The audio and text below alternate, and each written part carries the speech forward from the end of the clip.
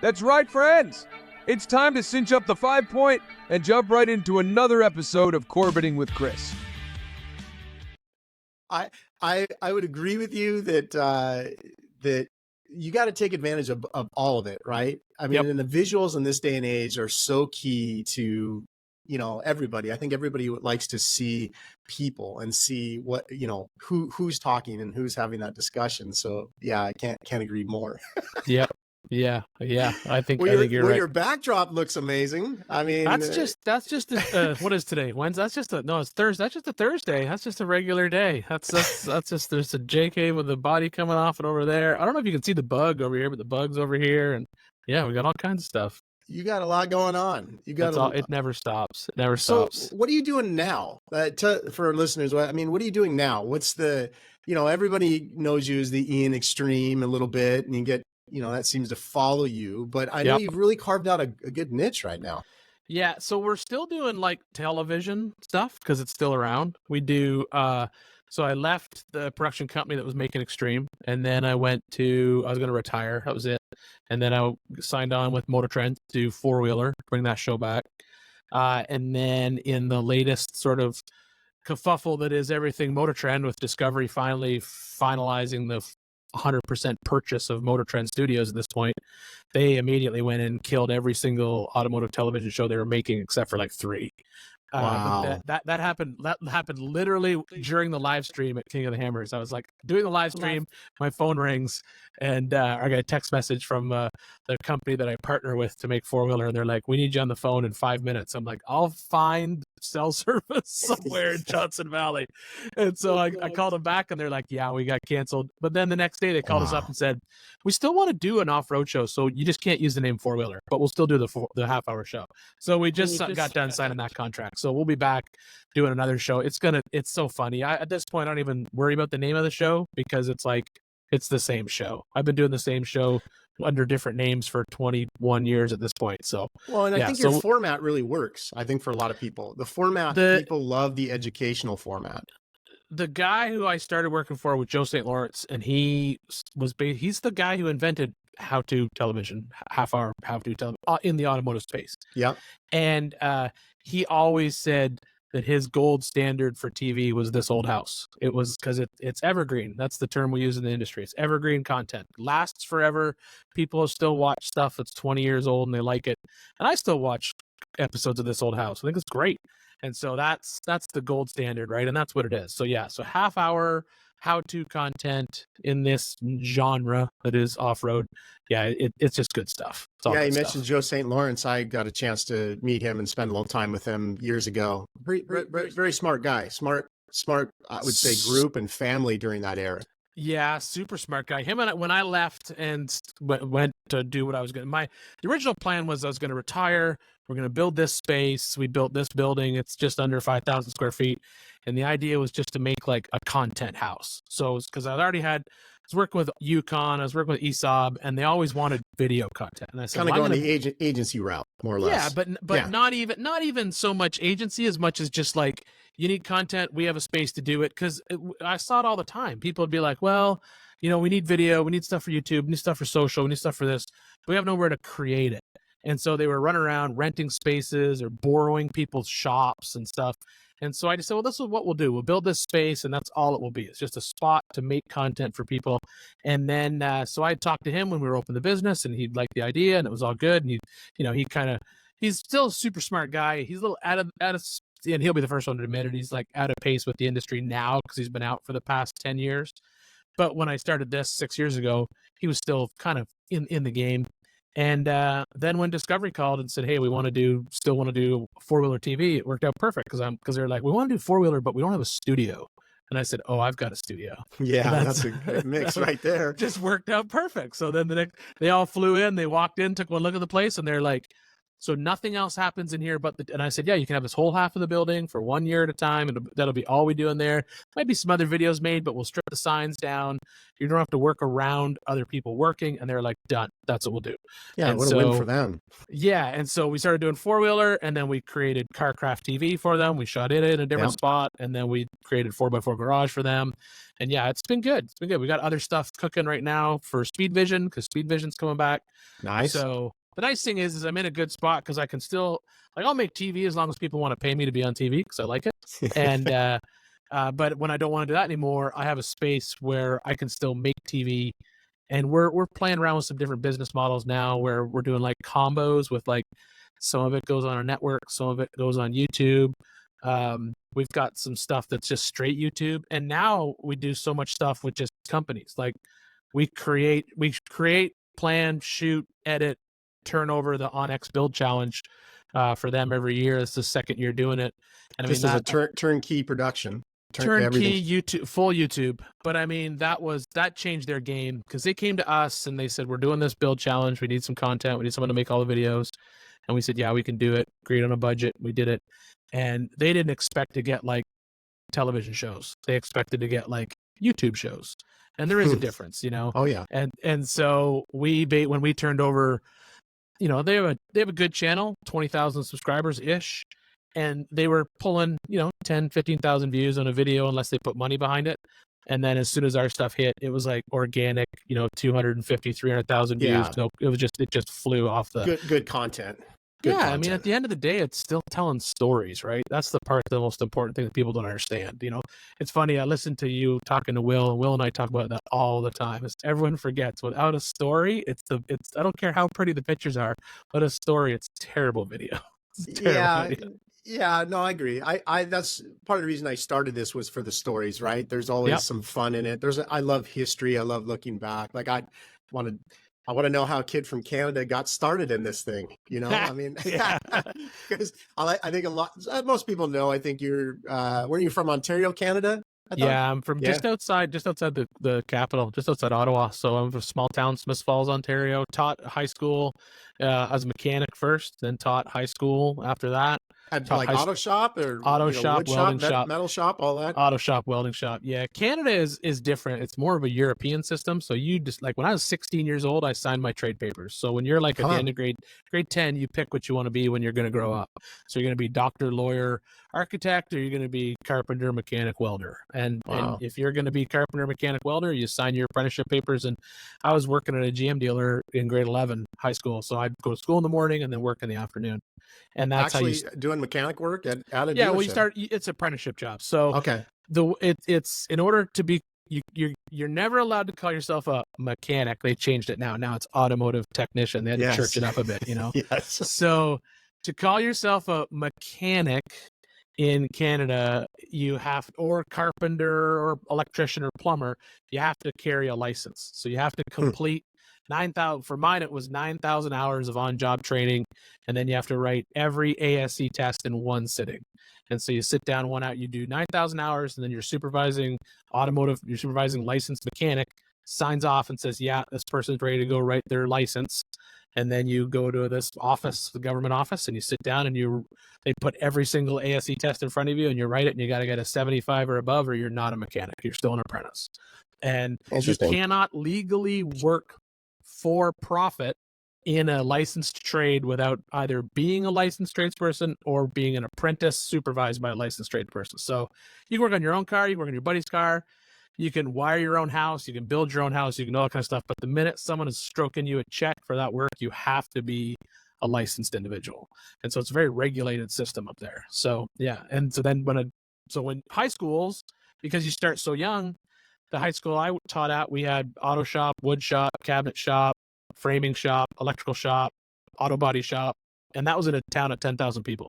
So when you get into the bigger cities, you got full tech schools that have every single shop, every single trade represented. And the trades even go into like culinary arts, you know, chefs, short order line cooks, food prep, all that kind of stuff. There's 600 licensed trades in Canada, I think, at this point. So it's everything from mechanic to that data sure is a cable departure installation from what we've done here in the States, right? I mean, yeah, down here, it seems to be more, it's very voluntary. Up there, it's not. It's like, it's In mandatory. regional. I mean, I'm blessed where we live. We have a really good at the high school, a really good apprenticeship for welding and trades. And so I know there was last year when we went to, it was like a business seminar thing with my kid. There was some scholarships given and placement and all this kid's graduated and he's got a job and he's working for Tech Marine and he's going to do underwater diving certification. And like, it was pretty cool to see. It was impressive because I feel like we've gotten away from a lot of that. Yeah, it's the good and the bad in the States, right? So like I always say the best part about being in the States is like 50 little countries. And sometimes that's also the worst part about the States. It's 50 little countries, right? I'm amazed in my travels through the provinces, I guess, through Canada, how different it is. I mean, it's similar, like we're all similar people and creatures of habit, but how many people don't travel north to Canada? In my trips up to the Arctic Ocean and over to Alaska and back, over the years, I've been able to stop through a lot of towns, many restaurants, many places, and catch up with a lot of folks. And I'm shocked how many people don't from the States travel north, right? It is lots surprising. of people from Norway and Germany and like world travel, but it's surprising considering the fact that like there's certain times of the year the dollar's so weak up there, it's like half price. Now everything's more expensive, but it is like you can use the dollar to your advantage and have a good time in Canada. I don't understand it. And our insatiable appetite to get away, right? We love to get away from everybody. It's like you get north of our border, there's a lot of wide open space to get away. Yeah, that was the other hard thing about getting used to moving to the States. When I first moved down here, everyone's like, what do you miss the most? And I'm like, I miss like nowhere. Like in Canada, you can be in Toronto, biggest city, right? Like I think it's like 10 million people now in the GTA. And you can drive north for 2 hours and you are nowhere. You won't see a car, you won't see anybody.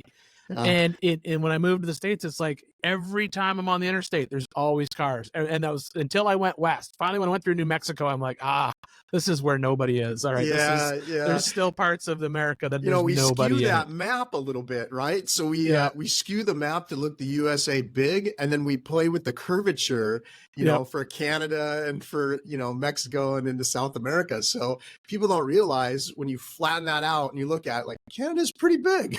Biggest, second largest country on the planet. Yes. I know it's hard to believe, but it's I mean, it's a great country. I certainly love growing up there. Being an outdoorsy person, it's an awesome place to grow up. It really, really is. And the only thing that sucks about it is winter, man. I hate winter. Yeah. I've always hated winter ever since I was a little. My mom always told me, like, when I was a kid, I was born in February, and she's like, when you were born, you hated the cold, and it's just been in you for the rest of your life. And so I can't stand it. We went up there. We went up there at Christmas this year, and I was like, no, never again. I love that element of danger that you have up there. Oh, yeah. like I love the element of -30, -40, because I believe for a lot of people, and including myself, that when you get really cold, you have instincts that kick in and your mind works a little bit differently and you think about things a little more long-term. It's a mental challenge, right? You can't just go to Canada and minus, or at least get into the northern territories and in the winter. Like you got to really prepare and think about it. Yeah, people do though. It's like, and but it's the same in every country. We went to Iceland. We were coming back from Europe, my wife and I, and we just said, well, we ended up laying over in Iceland, so we stayed for 4 days. And Iceland is now their number one business now is tourism, so they're pretty busy. But their second biggest export is for the tourism industry is coats, because so many people come to Iceland without a winter coat, and it's just like so weird. It's like, why would we're trying to figure out, because we went to England for 4 or 5 days and jumped over to France because we like going to France. We're in France for I think just under a week, and then back through Iceland, and we're trying to figure out how we're going to pack all of our stuff and include winter coats, because we knew we were going to be in Iceland for 4 or 5 days. The coat thing's a funny thing. My first trip, this is going on probably 9-10 years ago. Mel Wade and I went and we ran the Alcan 5000. Yep. And I remember asking some friends and asking some people that had spent a little more time in colder weather, what jacket should I get? What jacket should I get? And I had one friend of mine said, don't monkey around, get a Canada Goose jacket. And he actually lives north of Vancouver up here. They worked for BD Diesel at the time. And he's like, don't monkey around. If you're going that north, get the real deal. Get a Canada Goose. So I went to look for Canada Goose. Oof. At the time, I think it was $500. Yeah, like, thanks, Drake. That's all Drake. Yeah, there's that jacket used to be like $500 for a jacket. Jacket used to be like $100. Then Drake wore it in a music video, and it went crazy. So I stomached it up. I bought the Canada Goose jacket. It was $498. And Mel, Wade, and I did this trip, and we get all the way up to Yellowknife, and we go to this like bar pizzeria thing that we found open. And now Yellowknife is a college town, right? That the government, as I understand, incentivizes kids to go to college north of the parallel, and so town is dead. There's nobody out. It's late. Mel and I are happy or hungry. We find this pizza place, brewery thing. Like, okay, well, let's go check it out. It's quiet on the outside. We walk in, there must have been 300 people on the inside. It was packed. And they had this coat rack. And I just remember it was like 100 feet of coat rack or so across the wall. And it was all Canada Goose. Every single jacket was Canada Goose. I was like, well, there you go. I made the right decision. You made the right choice. Yeah. The locals love it. And it was the best jacket ever. And I swear by them now. Yep. No, they are, and it's not. It's also then people forget. Like it was a thing, right? When winter's coming, you got to get the car ready. It's different tires for the winter. It's different. You got to check change out all your coolant. It's everything, man. Change. So and depending on where you live, if we're up in Northern Ontario, it was like change the fluids because you couldn't let it if you ran traditional. Like back then, you're running like Dino Juice, right? There wasn't a lot of synthetics out there. We had to go synthetics way early, or it would freeze. We had diffs freezing in the winter. Yeah, there's parts of Ontario where there's like you cannot turn the truck off in the winter, and it just has to idle all night. Yeah, we stopped at it was a Canada Tire to grab Mel's. JK at the time was burning oil, right, like they all do, and we grabbed a bottle of 1030 and I left it in the front seat. The next morning we get up, start the car, I get the oil out of the front, and we go to take the lid off and go to pour it in, and it doesn't pour. It just sits there and it sits. It was gels, like it was toothpaste. Like we squeezed it out. And me, a kid, I've never seen anything like that. I was blown away that if you think about diffs with like 90 weight in it, and here we got a bottle of 1030. Terrible. It's terrible. Why people live there. I don't understand how the country got settled. I don't understand how that first winter when half your family died, you were like, yeah, we'll just stick it out. It'll get better. Trust me, it'll get better. It must be beautiful in the summer. I've only been there in the winter, so I don't know anything on the summer. It is nice in the summer. And if you like I grew up in like near Thousand Islands, so we grew up like in like basically vacation land. So it was, there's literally lakes there that have 1,000 islands in them. And there's a lot of lakes, and we had a lot of lakes to go to. And so if you're into like water sports or anything like that, it is beautiful. It's absolutely beautiful until the mosquitoes come out. Then it's terrible. But yeah, but it's a great country. I was certainly, like I said, I enjoyed growing up there, but we've been down in the States now since 2003. And so now this is home for all of us now. So you came down to the States. I mean, what prompted that? Why did you come down? The TV show. Yeah. So they ran a nationwide talent search, and I applied, got accepted. I didn't think I'd get the job because you had to move me from Canada. You're talking about Monster Garage then? No, Monster Garage was just a short-term one. I just went down and did it, and it was back. I thought that was How'd you get on that? What year was that? That was 6 degrees with. That was 2001, 2002. So 2001, 2002, I did Monster Garage, and then I thought that was it. Just went down, did the 1 week. I was supposed to go back and do the one more episode, but it was too jammed up with the existing episode. I couldn't get the time off work. And, did you do a build, or were you on one of the builds? No, we did the Dead Santa Claus Parade float build. So we did I remember that one. Ferrari Testarossa that turned into a 20-foot Santa Claus that has a skull face and shot candy out of his hands and stuff. I remember that. So that must have been second season. So yeah, second season, and probably because it wasn't 02, had to be like 03 maybe. Well, 03 is when I started doing. Extreme was October of 03, and it had been a year or more. So I want to say it may have aired in 03, but I'm pretty sure we shot it early 02. Well, we shot it October 2002 because it was Halloween when we shot it. So that's what it was. So it was shot in October of 2002. Yeah, I was in and out of there that time frame, in 2002, or sorry, yeah, that was 2002, 2003. I had started with dirt sports. That's when Jim Ryan and Mhm. Marty Fioca, Kurt Miller, and Yep. myself jumped in on dirt sports with Advanced Star. And Marty got wind that Jesse wanted to race trophy truck, or we were all enamored by the TV show. I think that was season 2. Yeah, that was Uh, late. That was later in season 2 when they did the trophy truck stuff. Yeah, because that was yeah, because the season 1 for that show was only like 4 episodes. So they shot sure. season 1. It was like a trial. They didn't think it was gonna go. They shot 4 episodes. The first episode was nothing like the show that aired. It was so funny. Hmm. It was Jesse was not the star. He was just a builder that was on the show. They had like this it was so corny.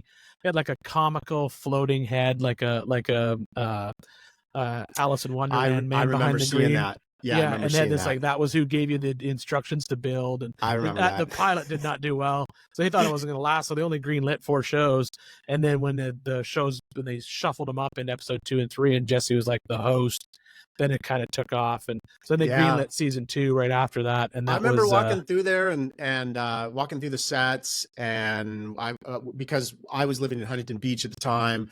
The shop was just there in Long Beach. Mhm. Marty was wanted to, we stopped by all the time. I felt like it's like, I'm going to go after work. You want to go? It's like, yeah, I'll go. I was just Yeah. a kid from Seattle, so my eyes were wide open on everything. Yeah, moving down to Huntington Marty was Beach.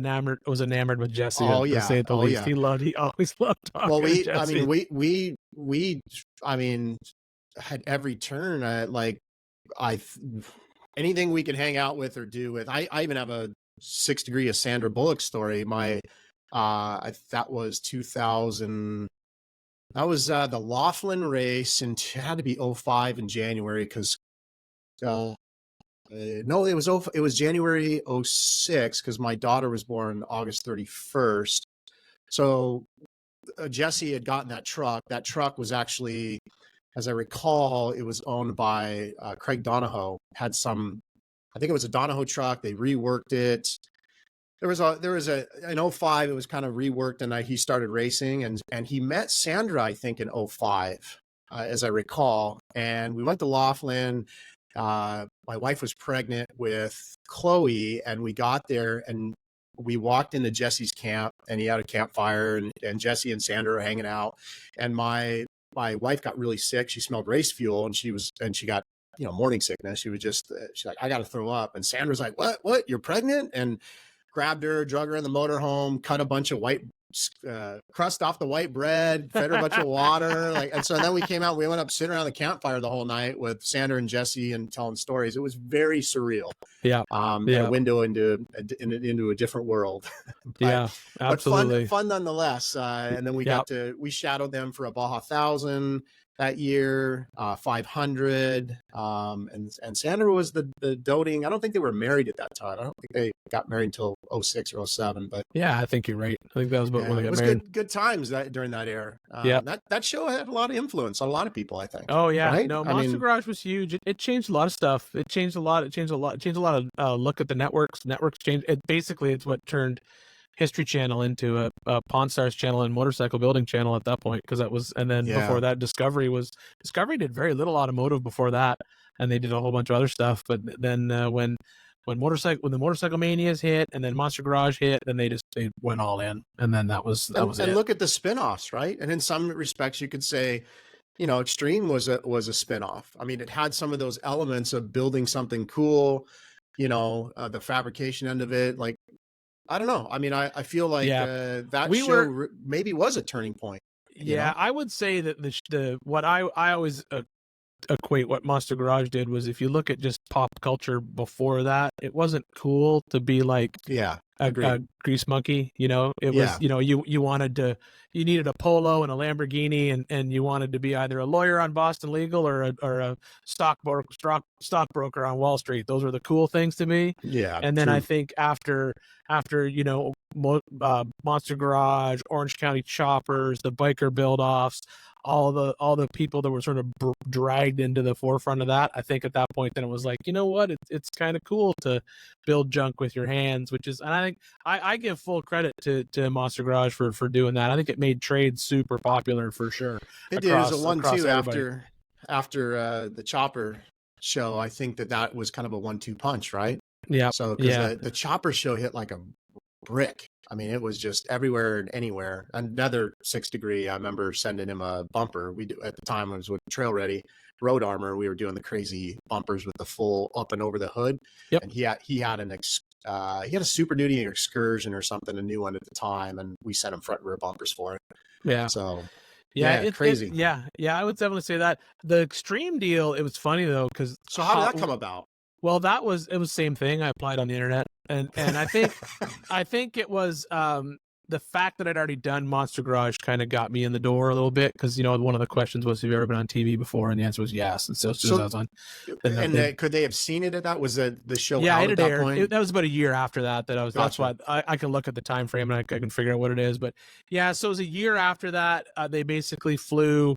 There was I think it was like 5,000 applicants online. They flew, I think it was like 50 of us 25 of us into Nashville for a screen test. We all anybody notable in that 25 that you know today? I'm trying to, nobody who was in that first pile. There's people there that are still my friends, which is ironic. So there's a couple guys from We Rock. There's a couple like Rob Stapleton and Troy. Oh, his name just out of my head right now. Anyway, Rob and Troy. So Rob Stapleton and Troy, they were a We Rock, You Rock team, and they were competing in Supercrawl, which was that year at SEMA.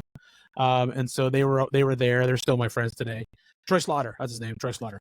And there was a couple other people who are still in the industry that I know of. I think there's a guy up in New York, runs a shop called TNT Monster Trucks, I think that's what it's called. He does like a lot of monster trucks.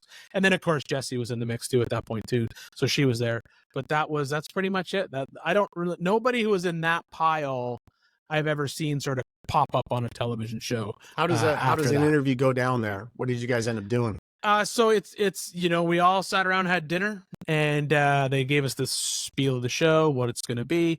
We already kind of knew what it was because they'd already been making had Hot Rod TV and Truck TV.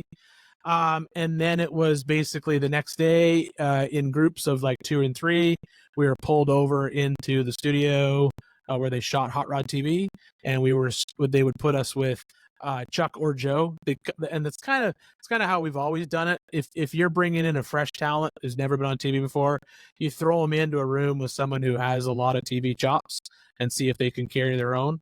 Because back then, YouTube wasn't a thing yet. YouTube wasn't even invented, so it was you didn't have people just making videos and putting themselves out there type of thing. No, it didn't. No exist, YouTube right? At that point. Yeah, so they'd throw us in a room with Chuck and Joe, and we would just they'd throw some parts on a table. They'd say, explain what these parts do, and then it was just do an intro with Chuck or an intro with Joe, and then back then what happened is they took all the tapes and they all went to the network because the production company was not allowed to decide who's on TV. So all that would go to, back then it had just made the transition from TNN over to Spike. Viacom had just purchased them, and they'd renamed the network Spike TV. So it went to Spike. Spike went out, watched the tapes, approved. At the time, they only approved me. I was the only one that was approved. They were still kind of on the fence about Jessie in the beginning. They ended up green lighting her about 3 or 4 weeks later. But then it was literally 3 weeks later, I was in a studio in Nashville, and Kevin Kay, who was back then, he was head of automotive programming on Spike TV. Now he's like head of Viacom. Wow. He was on the set hanging out and talking trucks and TVs and all kinds of stuff. So yeah, that's where it all started. And you moved to Nashville then? Just immediately? I moved first. My wife stayed home. The other benefit about Canada is teachers are treated incredibly well. And so if you're a teacher in Canada, you're like the 3rd highest paid individual in the country, outside of a doctor and maybe a lawyer. Nowadays, private citizens can make more, but if you're a government employee, it's like you're the 3rd highest person.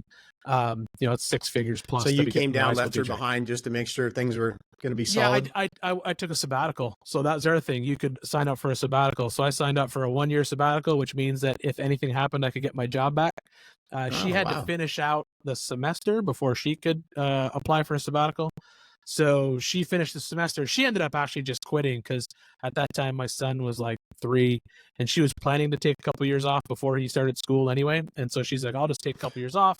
and then you're on your sabbatical. If anything happens, we can go back, get our jobs back. What was your early mindset there? You think were you 2 feeling years, positive, or did I thought 2 years I'd be back in Canada. I thought there's no way. Like, you don't think of a television show lasting like 20 years, right? Yeah. So I thought, we'll do this for a couple of years, have a good adventure, and then we'll be back in Canada and back teaching high school in 2 to 3 years max.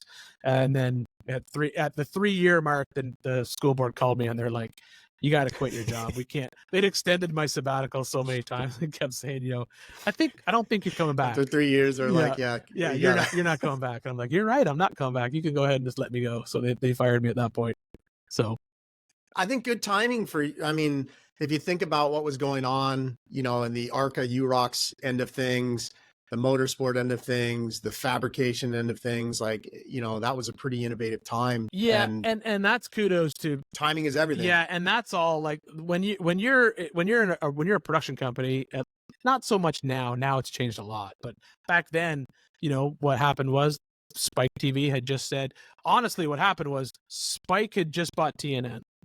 They had no idea what the content was on TNN, so they turned on TNN, and an executive in New York saw a hunting show, and it was a couple of guys killing a turkey in a field in Tennessee, and they were like, yeah, that's got to go. And they killed 80% of the programming on the network. And so then you got to fill those holes. And so they just went out to all the production companies at the time and said, pitch us ideas. And so Joe and RTM, they were making trucks with Stacey David and Hot Rod TV with Chuck and Joe.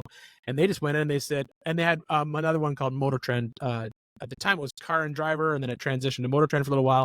Then it went back to Road Test Magazine is what it ended up being called. But they just went to the network and said, all right, well, we can do and they just threw like 9 show ideas at him. And the network was like, yeah, give us that 4x4 one. That sounds kind of cool. And that's how it happened. And I think also during that time frame, it was a unique medium for manufacturers as an advertising front, right? We were all in on the forums and, spending money there. We were all spending on print media, but here's a third medium, right? To be able to advertise on TV for the automotive aftermarket that didn't really exist. No, right? it didn't. If you were making, again, bead locks, or you were making bumpers, or you were making, Stacey David, I think was the first one. I sent front and rear bumpers for Project Big Blaze, I think it was. It was like a big orange Blazer, and we built road armor, trail ready bumpers for him. Yeah. And that was unique for us. Like, whoa, we can watch it on Sunday morning. Let's spend the money. And it was insane. Like I'm the good thing that we have, or I should say I have, is because of the fact that I was in the game so early. So October 03 airs in like January 04 is when it started, and kind of got in on that ground floor. And the good thing is it gave us a platform to help out so many companies.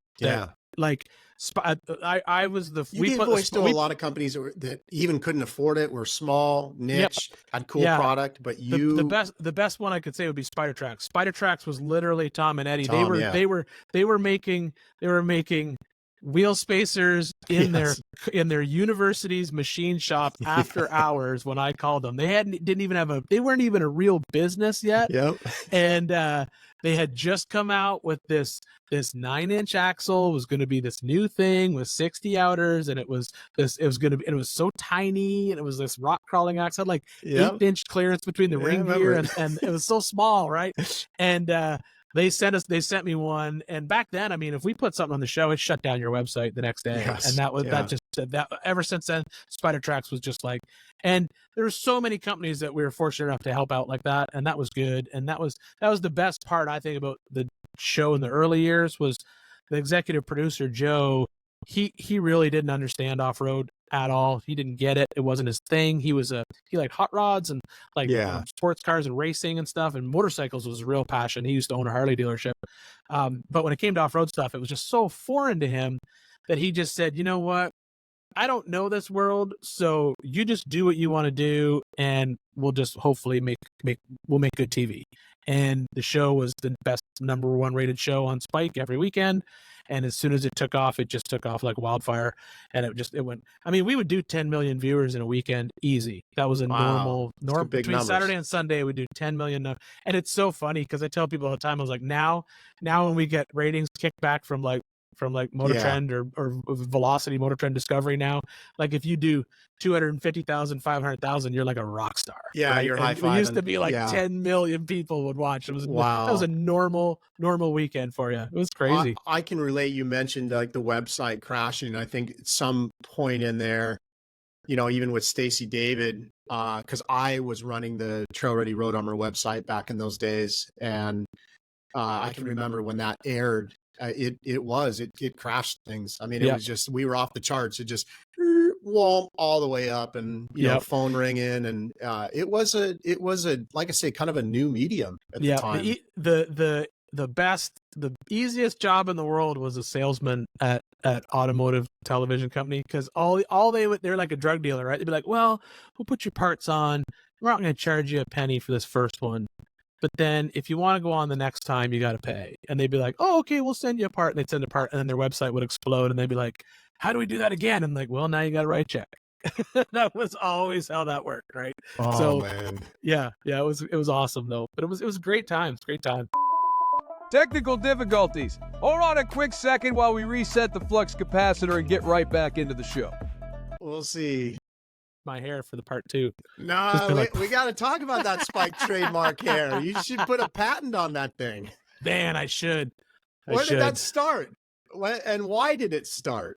It started almost as like a joke, because I always had weird hair, because my entire family went bald at 30, and they always kept expecting me to go bald. So like I had like mullets and long hair in the 80s, and then I had blue mohawk for a while in the early 2000s, and a bunch of weird stuff. And then anyway, so I had like a little bit of a spiked hairdo when I started doing the TV show, and then my son was getting older and he was getting taller, and I kept telling him that the hair counted as he got, because one year I just couldn't get my hair cut. We were just so busy.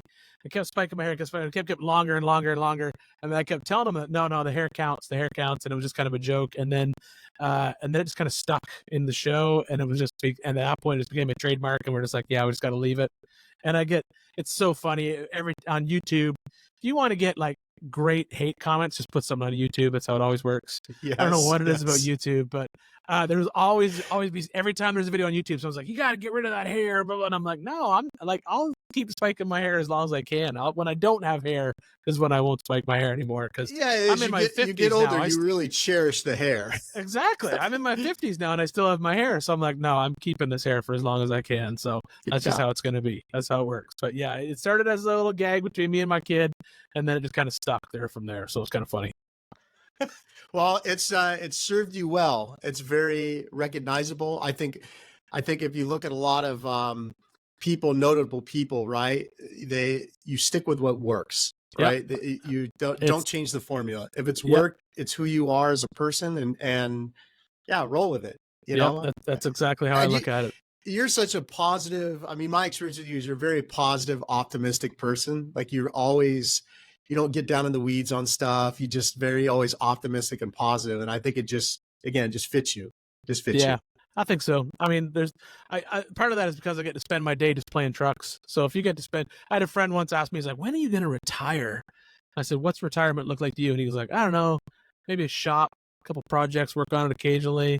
And I was like, dude, I've been retired for 23 years. That's my life. Yeah, so I've been fortunate that I don't have the regular stresses I have the regular everyday life stresses, but not to the point where, like regular job people do. So I'm very fortunate, and I know that. So it's kind of like, you kind of got to realize you got a good life when you got a good life. 100%. Sometimes that's hard when you're in the seat, right? Sometimes the reflection of being in a position that it's not that bad. Right. Yeah. That you're paid to do something that you enjoy and you love, even though it's still work.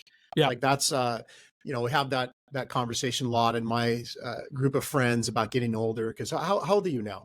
I'm 50, in my 50s, early 50s. Yep. Yeah. So same. And I think as you tip into that 50, you start to have more of that conversation, reflection on things and what makes you happy. And what the future looks like, right? I think it also happens when your kids hit that age, because I mean, like I try to beat into my kid, like, don't you go have fun, go, like, you know, I know, Now you only have the one, right? just You only have one son. Yeah. And I mean, but he's and I was smart as just, a whip. He's working for Cummins, isn't he? yeah, he's global Yeah. supply chain Yeah. specialist for Cummins. But it's so funny because, you know, I kept telling him, I'm like, you know, you don't rush to graduate college. Don't, you know, you can do it in 4 years, it's fine, but, you know, have some fun. Just take a couple fluff classes. Don't worry about it, you know. And he's like, no, I want to get in and out. I want to get to work. I want to get the double degree, and I want to get a job as soon as I can.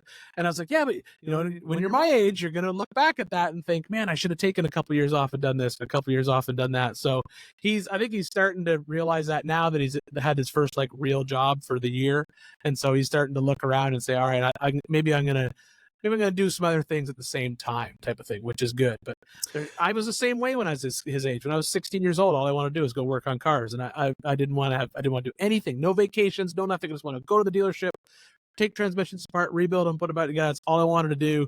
And then you look back on it, you're like, man, I probably should have done more stuff. Yeah, even the though I genes did a are lot strong. of stuff. He's got the same work ethic, right? Yeah. Yep. You know, Yep. and I think with your kids, that's all you can hope for, is that they at least, I mean, the flip side, maybe not so good, right? Yeah, exactly. I mean, Yeah. I'd rather for him to strive at that high level and maybe figure it out and come in less, right? Yeah. I mean, I hope that my kid strives for the top, and if she gets to the top and decides, I could dial it back a notch. Yep. Yeah. Way better I than, think, you know. Yeah, I think the one thing I keep telling my son is like it's not always about the dollar sign at the end of the paycheck. There's other things in the game, right? Like, True. it's just like, Very true.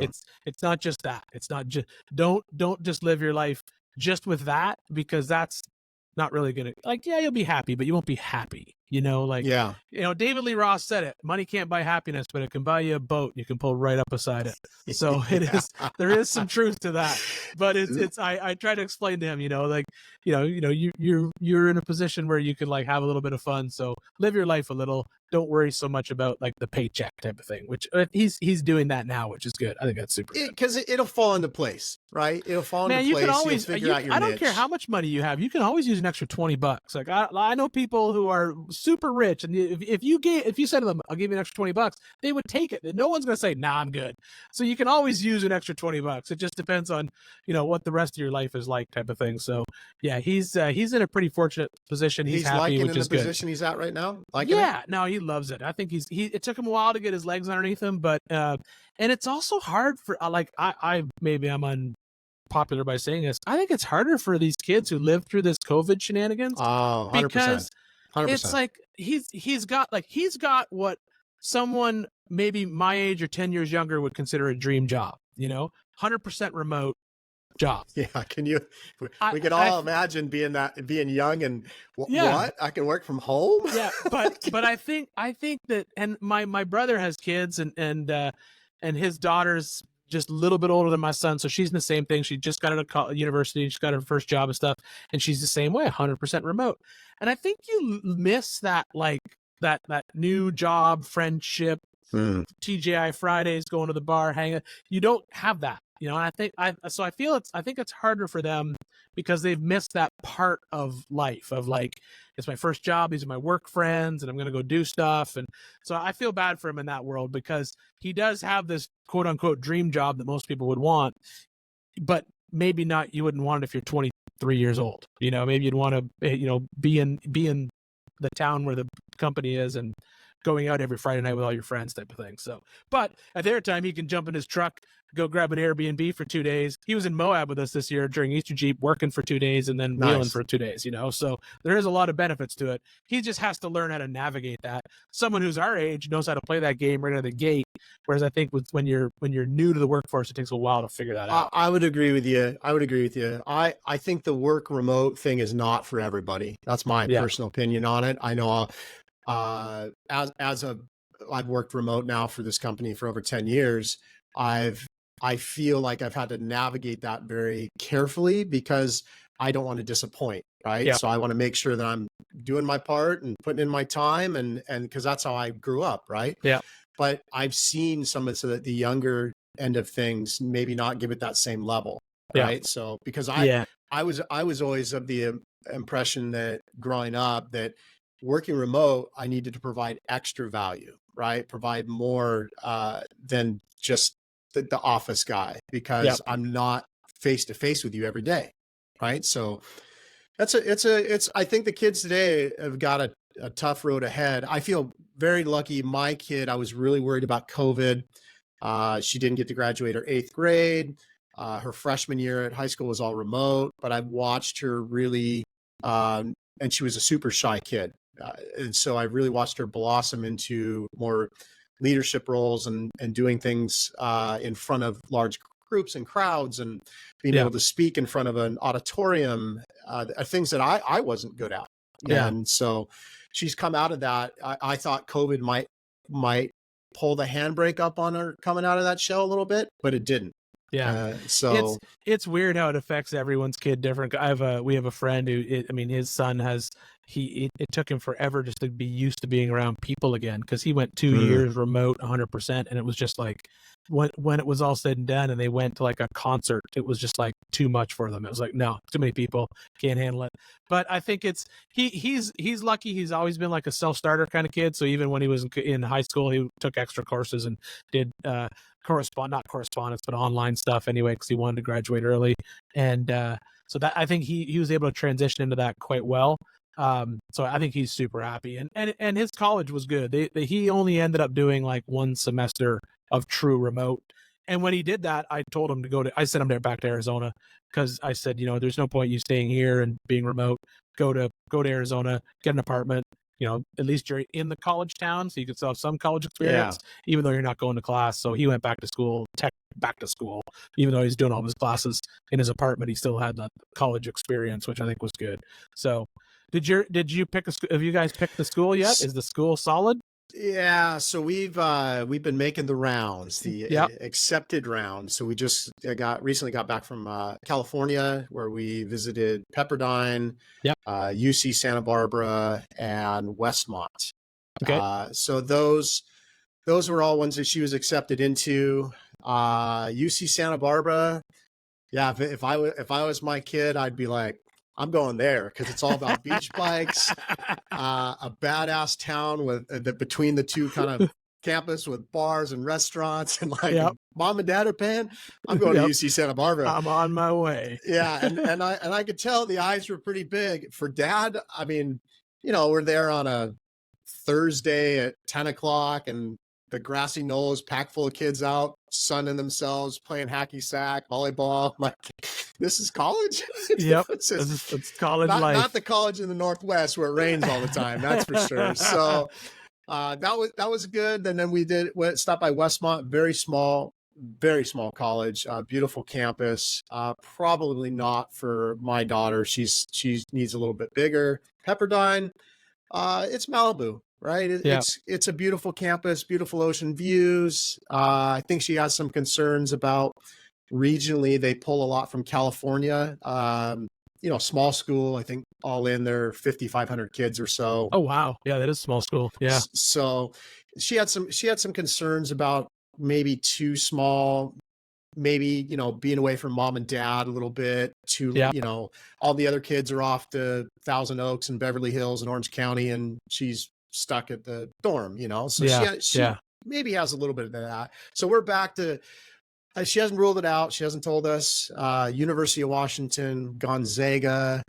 I saw an application for Montana State come in. She has a couple others. I think she's had a Stanford in there, but I don't think she's really wants to go to Stanford. Yep.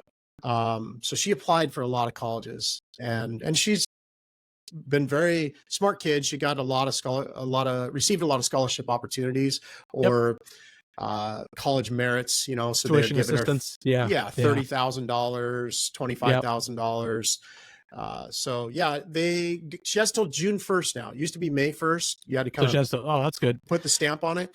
The FAFSA stuff that all the kids fill out to see if where they sit, or if they're going to get any extra federal dollars or any of that type of stuff. FAFSA now has pushed off everything until a month, and so they're behind. Apparently, the federal government turned over FAFSA to a private institution. They got all the Social Security and names all wrong and screwed that all up. Yeah. So it's kind of It's been interesting to watch the whole process. It's been Yeah. interesting. I feel for every parent that's going down the route of, their kid trying to choose a college, because it is tough. It's super tough. We lucked out because Zach toured tons of them. He started touring them when he was a junior in high school, so he was touring them all the time with his mom, and he did all the East Coast schools. And I kept telling him go somewhere else. I said it's the adventure, right? I kept telling him do an adventure, like. And that's the other thing I say that's cool about the United States is I've traveled a lot in growing up and just in my life in general. I've been everywhere. I was in East Germany when it was still East Germany. I was in the USSR when it was still the USSR. Like we, as a family, as a Canadian, you travel a lot. It's kind of what we do. Canadians, you guys do travel a lot. We do. Yeah. And so as a kid, I traveled a lot. I was able to see a lot of the world. And I always say that the coolest thing about the United States is that I personally have not been in a country that is more geographically diverse than the United States. And so I always told my son, pick a cool spot. Like, don't just come to Tennessee or Georgia, or I said, just go like check out something west. And he ended up in Tucson, loved it. And it was a good school for him. And then my daughter got in there as well. Yeah, it's super good school, and it prepped him well. They had a lot of good programs for out-of-state kids, which I really, really liked. And I gave him the deal, right? We went and toured the school, sat down with the advisor, and he looked at him and he said, with your grades and your score, I can offer you like $60,000 over 4 years. He said, but if you get 2 more points on your standardized test, I can give you $100,000 over 4 years. Which made it basically the same as coming to school in Tennessee almost. Yep. And I said, all right, here's the deal. If you want to go to this school, you got to get those 2 points. That's the only rule. That's the rule. That's the deal we're going to make right now. I'm not going to give you any more money. You can't get a loan. You're not going into debt to go do this. They're not doing that, but you need that $100,000. You need 2 points. And they didn't super score. So he had to get I think it was a 31, and he kept getting like 30s because he'd go up 2 points in 2 categories, down 2 points there. But he rewrote that test 5 times to get those 2 points, and he got them. He actually got 3 points. So he ended up getting a 32 or whatever it was. And so then we were like, yeah, now you can go. No problem. I said, I'll cover the whole boat if you go. And so you went off to University of Arizona. Absolutely loved it. Loved that school. It's a great school. It really is. And the coolest thing they did for the out-of-state kids was, as soon as he signed up, we got a letter in the mail, and they said, if you're coming from out of state, we have this program where you can come for the summer prior to starting school, and we'll put you in a dorm. We'll treat you like a kid, like a freshman. You got to do all this stuff. And then that gave him like that toe in the water kind of, and he was stoked because he wanted to start college when he was in high school. He was like, I want to start college. I want to get on with my life. He was pushing to grow up fast. And, so I said, well, just go to this thing for the summer. So he was just boom, Tucson for the summer. I think that's a great program. And it was like $2,500. So that's how much it cost, right, for the dorm. And then he got 3 credits. And then when he started the school, they were like, all right, so now they have these 3 credits, and he did some in pre stuff in Tennessee. He was basically done half of his first year when he started on his first day of school. So he ended up getting the double degree by the time he graduated, just keeping a normal credit load. To keep his tuition. So to keep his tuition assistance. So he ended up with like 2 degrees and then a minor in something else. And so he was lucked out in the long run for sure. Yeah. And somebody else paid for school. Yeah, exactly. I mean, that's what I tell my kid. Don't underestimate the money that they're giving you, because there's a kid that's paying full price. Right. There's a kid that didn't get in or wants to get in. So like Gonzaga for her, she's got $50,000 on a year on the table. Nice. Of a school that all in is like $76,000. It's as expensive as Pepperdine and some of these other schools. It's like $76,000, and they're giving her $50,000. I'm like, that's a pretty sizable chunk. It's a huge deal. How you can, like, I feel for the people who graduate and have financed all of it, because it's insane. To me, it's almost unfair to those kids who do that, because they're in a situation where they're just stuck for life with you're not going to pay that off. You graduate high school with $250,000 those discussions now. Yeah, $300,000 of debt. That's a house. That's 20 years of payments. That's your life. You're not. Yeah, we're having those discussions because the 3 or 4 year, that's one thing. But then you want to go to grad school and you want to be a lawyer, a doctor, whatever you want to do, right? Yeah. That's another 3 years. Yeah. And that's where the big money kicks in. Yeah. Right. That's it. So again, this is the conversation with my daughter. Look, if you want to go to the University of Washington, go to the U. It's cheap. Mm-hmm. Get your 4-year, get set up with your poli-sci, and then go to law school, wherever you want to go. You want to go to out of state, wherever you want to go. So, because to jump all in at a high-end school and do, 6 years at a high-end school, 7 years at a high-end school, whatever it is, that is going to be a painful pill. That's going to be a lot of money, considering you're probably going to have to live off campus, right? Yep. You're probably going to have to fend for yourself. I'm sure you're not going to want to get a job. Yep. So yeah. Well, and the other thing is the depending on what the degree is, and I mean, I consider myself fortunate is that I knew what I wanted to be when I grew up when I was 16 years old. My son, it took him until he was going to school, but he knew what he wanted to do. He didn't know he wanted to do supply chain, but he knew he wanted to do business something. But the benefit from him is once he knew that's what he wanted to do, he said, all right, well, I'm not going to grad school because I'll just work for a company that'll pay for grad school.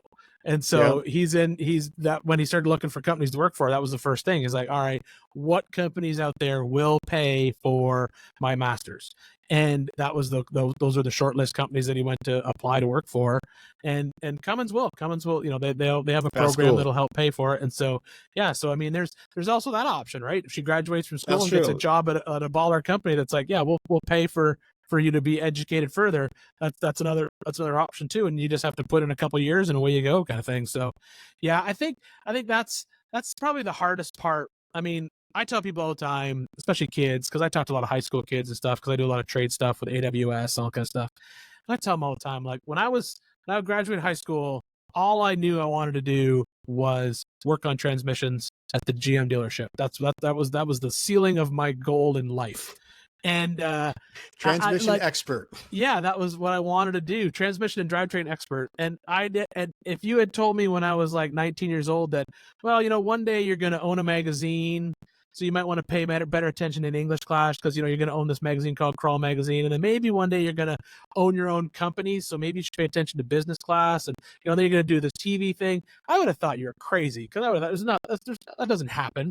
But I tell everyone, just because you graduate college or high school, whatever, and you got that job especially nowadays, that's not the job you're going to have for the next 20 years. You're going to change jobs and even careers like tons of times. So there's no point trying to plan it all out, even the next 10 years. It's not going to work. Just plan for the next few and baby steps. Step 1, then figure out step 2 later. It's all going to change. Because you run into so many different challenges and changes and people along the way. Speaking of which, for you, any mentors or anybody that you ran across in your time that really changed your course or your direction?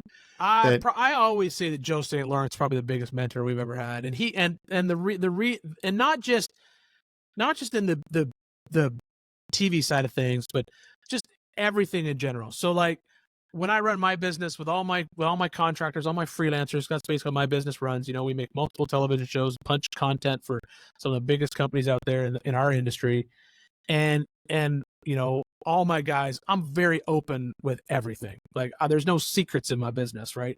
And that's the way Joe was. Joe was like, the network's paying me this much money for the show. This is how many days we're going to shoot it. Like he was very open about that. And I always appreciated that. And that's kind of, so that's the one thing that I've always learned from him is not just how to run my production company and not just how to make good television, how to make good content, but it's more just like, if you want everyone to feel like they're part of the team, you can't mushroom farm management, right? You can't keep them in the dark and feed them shit. It doesn't work. Like the more they know, the happier they are. And that's just how we run that's so you learned that skill of just being able to treat your team well, right? Treat your team as. The thing is information is knowledge is power, right? So if I know something about a project that my DP, my director of photography, doesn't know, like I know, the client wants to make sure we get this shot, if I'm keeping that into myself, I have all the power, right? Because I'm controlling the shoot. I'm the guy who's making sure. I just make sure that, I'll sit down with my guys and I'll say, all right, here's what we got to do. Here's, our clients want this, this, this, this, and this. This is the budget that we're playing with. And they all know, like, I pay them fair, but they all know that I got to feed my family. I got to run my business. So there is profit that has to be baked in there. Yeah. But when we work with a contract with a network, I straight up tell them, I'm like, hey, for this project, we're getting $150,000 from the network to produce this particular 3-episode series. And this is how we're going to break it down. You're going to get X, you're going to get Y. And, that way they know the expectation on their end. They appreciate the openness of it. They're not always like wondering, oh, is he getting $1 million for this? Like, what's happening? I just find that pretty fair, honestly. Yeah, I think that sort of helps everybody in the room. And then just everybody knows everybody, right? Like, I'm not that guy who's like, don't talk to the client. That's my job. I have to talk to the client. Like, if my editor has a question and he's on the email chain with our client at the same time, type of deal. So that's how Joe ran his business. It was an open book of a business. And that's so that'd be probably the biggest thing I learned from him. It's just secrets never work there's like trade secrets. I understand that. But for what we do, man, we're just, especially in the automotive aftermarket, we're all just coming up with an excuse to not have a real job. That's all we're doing. We have an entire industry that revolves around taking a perfectly good vehicle and making it, worse on fuel, harder to drive, but that's our game. Right. And so that's what we do.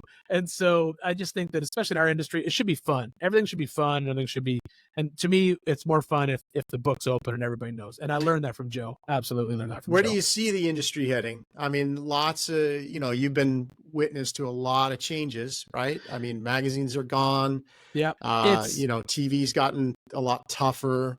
Where do you see it heading in the next 10 years?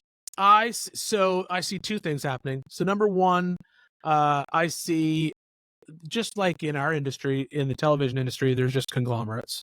Discovery Channel basically owns everything. They're trying to merge with Viacom next, which will be the big merge. Yeah. So I think that in the television industry, I think we're going to get to a point where there's just 2 or 3 big players in the game, which is kind of ironic because when television was started, we had 3 big players in the game: ABC, CBS, and NBC. So it's kind of cyclical in that. So in the TV industry, I think that's where we're headed. You're going to have one sort of like big, 2 or 3 big players in the game. In the automotive aftermarket industry, man, we've been preaching for 5 years now that companies need to, if you're not creating your own content, you're missing the boat. And we see more and more companies doing that. You guys do that. I mean, that's just part of it. Yeah. But, Onyx is a perfect example, right? Like Onyx could, and they sponsored Ultimate Adventure, which was a great option, right? But it's a better option for them is to create their own version of it with this Onyx Build Challenge. And they're honestly investing the same amount of money that a network would invest in the same series, but they understand the benefit behind it. So I think the companies are going to be doing more of that. I think they're looking out and saying, you know what, I need to basically control I tell them it's not necessarily you're creating content, but at the end of the game, what you're doing is you're controlling the narrative of your product. And so by you controlling it, you then have the final say as to how it plays out. I think that's one of the next big things we'll see. And I think we're also going to see a lot more collaboration. I think we're going to see, especially in our industry, that's pretty niched out. Like off-road's very, very nichey. There's no reason why, 4 or 5 companies couldn't get together and just create a program like an Ultimate Adventure and utilize YouTube to distribute it and get the same number of eyeballs they would have gotten if they just wrote a check when they did Ultimate Adventure. It's going to be with the same money in the long run, and everyone will get the same content. I think you'll see some of the smaller companies doing that. There's some of that going on now a little bit. I think for me, the merger of companies has been really tough to watch really great companies get bought up or, great people sell these companies, and they've run their course, they've made their money, and now you have other, big business in a sense, or investment groups owning, these brands. That's been really tough for me to watch, but I also think that it's opened up space into a lot of other smaller, we're an innovative nation, right? Guys come in and I can build a better mousetrap and I'll take your business, Yeah, because I think it's also cyclical. I think if we look back, like if you go back, I mean, this isn't new. This, yeah, companies were buying up companies 20 years ago. And then what happens is, and I think we're actually starting to see it with a couple of these big conglomerates that have bought some of these brands.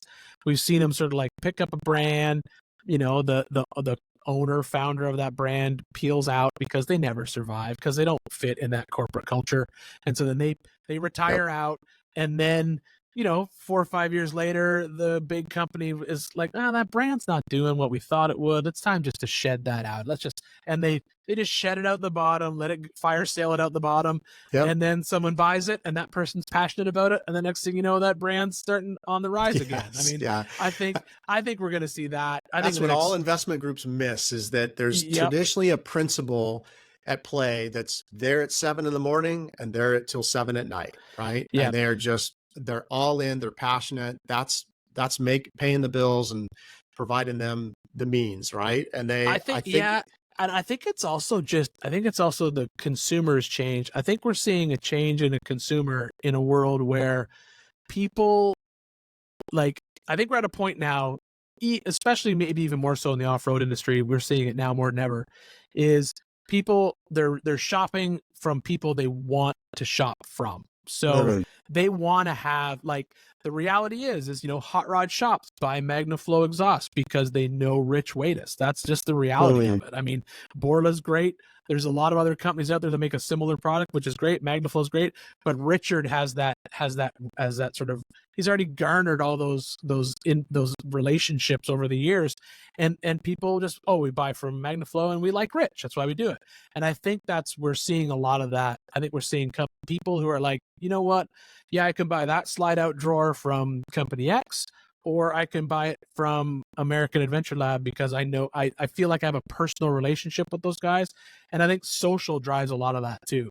So when I would agree with you on that. Yeah, when you've got a good social team in place in a business that can give that brand almost its sole identity, and I think that also gets lost when it becomes absorbed by a larger company, because they just kick it down. Give it to the social team. They know what to do. Run some reels and run some photos, and we're good to go, type of thing. So yeah, we're all creatures of habit. We feel best purchasing from those that we seem to know or understand or form a relationship with, right? We feel more comfortable spending our dollars on that. And I think the peer group end of things, we'll get on, and we still get on a Facebook group and say, hey, what do you think of this? Yep. Right. And we want the owner to chime in, or we want somebody to chime in to say, yeah, it's good. You're okay. Yeah. Like, spend the money. Type thing, or vice versa. Like, I wouldn't do it. Yeah. Yeah. And I think, honestly, I think the I wouldn't do it goes further than most of the people who just say, yeah, go ahead and buy it. I mean, people want the honest truth type of thing, Yeah. But then as far as like industry itself in general, I think the reality is there's just the same number of people are out there. I can still reach 10 million people on a Saturday. It just takes me 4 different platforms to reach them. So I have to plan. If we're working with contracts right now with networks where we're basically going to shoot a television show for them later this year, but it's also going to distribute on YouTube. And then it will also distribute on probably one other streaming platform. And then it'll probably also go up for sale for 99 cents an episode on Amazon. And so it's that whole, you gotta like shotgun approach it, right? It used to just be put it on Spike TV, life's good. And it's just not how it works anymore. Now you got to be like, all right, I can't just sell it to Speed Vision. I got to take less money from Speed Vision and make some money off YouTube, make some money off Amazon, make some money. Like that's where I think we're going. I think you're just going to see content kind of show up in more places, and it'll just be the same content. It may be delivered to you slightly different, but I think you're just going to sort of see it land in more. At least I think that's how the successful content is going to live in the future. Yeah, I don't know on the, I guess I've always felt like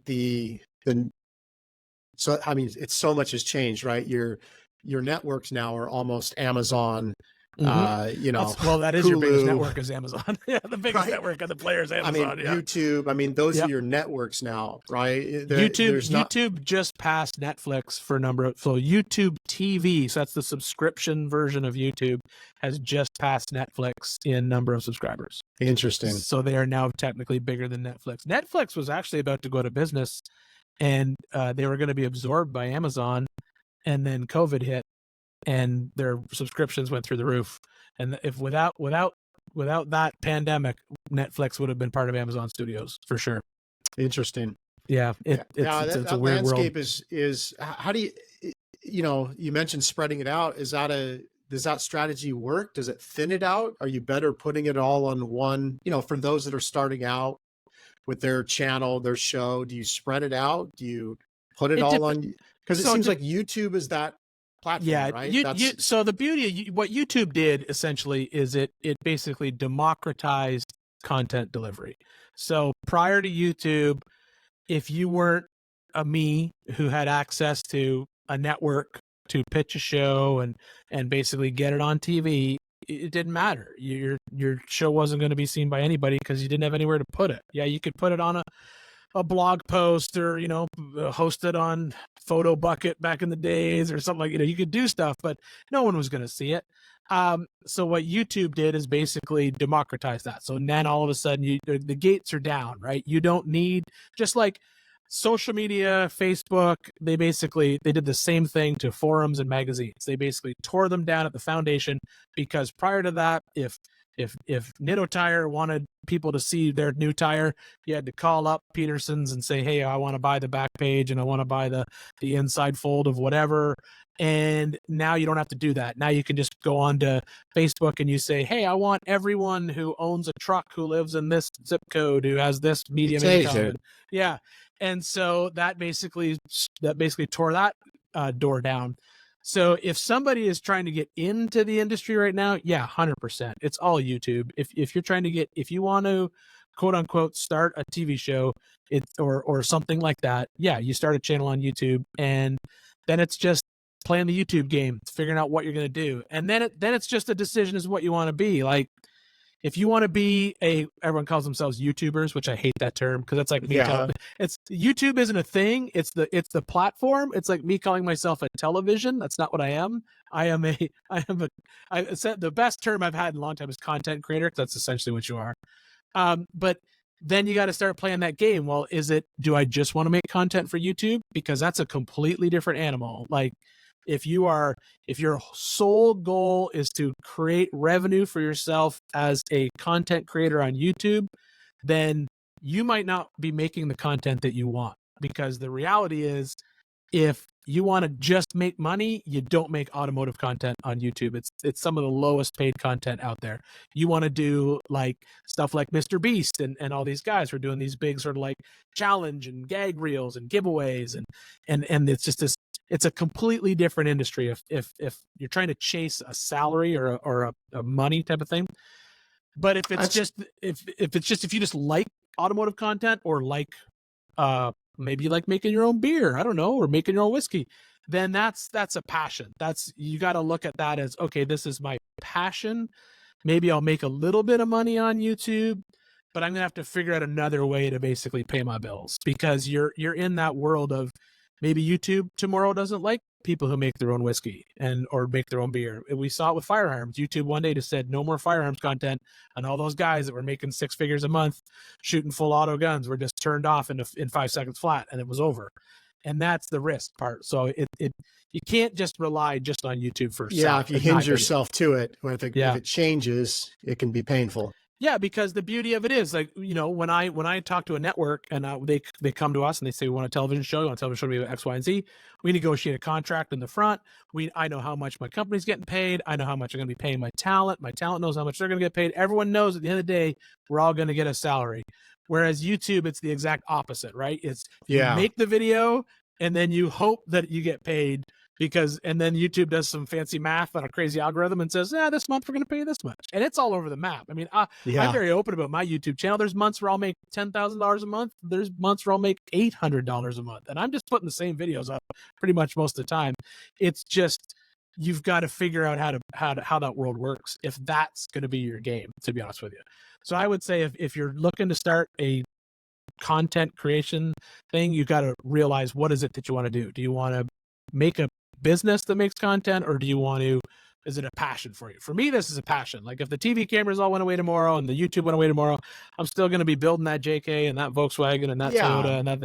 I mean, that's so that to me is that's so where does the company go then that's new, right? The kid that's got a new set of sliders, or he's got a new widget, he's building bumpers. Where does he go for the best bang for buck? Social, I mean, social, obviously. Yeah, it's and I mean, you all hear it all the time from everybody, and it's true. It's if you're a company in our industry and you're looking for that introduction into the consumer, it's going to be I think it's still going to be social, and I also think there's still some good kicking forums out there. So if you're that guy, if you're the entrepreneur who has the new, let's use Moreflate as an example. So Moreflate has that air up, air down, 4 tire at once. I've met the guy Tyler, super cool cat. But that's what he does, and he goes to certain events, but it's big push on social. Now he's made enough money on social. He's coming into our world and playing a little bit of TV now and then. But even us, we've changed our packages. When we sell a TV package, it now includes social stuff across the board. So, yeah, if you're looking to get a product in front of people, it's always going to start at social, just because it's number one, it's the cheapest way in, and number two, you'll actually, once you understand how the system works, or if you can get someone who can help you understand how the system works, you can see a true return on investment. So all right, I paid $100 and this is what I got. It's a guaranteed feedback from you. And that's what I tell people that. So start with social, but also own your radius. Like I'm pretty old school that way. Like if you're starting a widget, whatever you're building, whatever you're doing, own your 60, 100 miles, right? Own everything around you. Make sure everybody knows that you're doing it, and build the relationships, right? You might need them for manufacturing. You might need them for, whatever it is. Yeah. So, but yeah, it's man, the old days, you ran a quarter-page ad in the back of Peterson's and it was the most expensive, but the phone rang, you tracked your 888 number. It was, different, definitely different times. It was, but then at the end of the day, it's also the same argument, right? Like if it's a quality product, it'll sell itself. That's the other thing you got going for you is very true. Yeah. And I think in the automotive aftermarket, I think that yes, there's still portions of our industry that buy with their paycheck. So it's they're looking at, all right, well, this bumper is $150 and that bumper is $179. There's still some of our industry that does that, but I think the majority of our industry does not do that. I think if they are a true enthusiast, especially in off-road, if you have a product that is good, it's tried, it's true, it's tested, and somebody knows that, hey, this will make my experience better, I think they're willing to pay that extra money. And if you have the ability to show that, if you whether it's through social or, as you said, relationships, meet with people and get your part or piece in front of the right people, and if they agree with it, it's good, then they're gonna promote it just because they like it and it works well. And I think that's also going to sell it too. I think in our industry there's a lot of that, and people forget that a lot of people, they'll pay extra if they know that it's going to get me home at the end of the day, kind of thing. What's your take on two things? You mentioned just being out at Easter Jeep Safari. I guess my question would be the Jeep market, and then how do you see the Bronco market as well? I know those are big topics, but they're huge. Yeah. So the Easter Jeep thing, I felt Easter Jeep was like super light this year, and we've been kind of sort of talking about it a lot internally, and then with different companies that I do work with about what's going on at Easter Jeep. And honestly, I think that the town of Moab is starting to price people out of Easter Jeep, and I think that people that's been happening for a while, for sure. Yeah, and I think that's just, it's so expensive to go, and I think fewer and fewer people are going. I think the people that did go, the people that I saw there, were not what I would consider the normal people I saw there. I think we're also in a transition in the off-road space, and I think this could probably play into a little bit of the Bronco stuff as well. the hardcore throwdown, I don't care what it takes to get up that trail. I got to do it. Those people just don't, they're not as prevalent as they used to be. And I understand, man, a JL's like what, 70K out the door. I get it. I don't want to bang it off a tree, but I think that part of the industry is growing a lot faster than I thought it would. And I think that's who you see out a lot at a lot of these events now. You see the Jeeps that are, they're more concerned about body damage, so they don't want to be in Pritchett Canyon. They just don't want to be there because they've heard the rumors, they know the stories, they know they're, I'm going to break a hardtop, I'm going to dent a panel. I'm going to go do fins and things. I'm going to go over there, do my fins and things, go have dinner at Pasta J's, be back in the condo early. I'll be happy, because I saw no traffic on Pritchett. We ran Pritchett twice, and we do Pritchett hard lines only. That's our rule. And we ran. I think that has cyclical kind of cycles with say Pritchett, for example, and there's the hardcore. Because I think over the years I've been there where same thing. There's nobody wants to go on Pritchett, and then there's years where it's a traffic jam. Yeah. Right. And I think it just, we're in that strange cycle right now, maybe. On that, I think it's also, I was literally just over at my buddy Adam Woodley's over at Wide Open Design, and he built, he does like legit hardcore throwdown buggies, essentially is what he built. But sitting on his fab table were 3 full buggy JKs, and it's people who, and that, the JK is cheap now. You can pick a JK up for $7,000, and then if it's $7,000, I get this JK for $7,000. And I think what's happening is, I think we got people who are coming out of the side-by-side world who, they spent a lot of money on side-by-sides. They've played that game for a while. Maybe they're getting tired of, the reality is a side-by-side. The industry lost a lot of people to side-by-side. Well, I think it lost a lot of people initially. Yeah. I think people went to I think you had 2 groups of side-by-side owners. You got the people who came out of buggies, came out of sand cars, went into side-by-sides. You've got the people who it's the cheapest way to get into off-roading is a side-by-side. So that's a whole other group. But I think we have people get out of the cars and get into side-by-sides.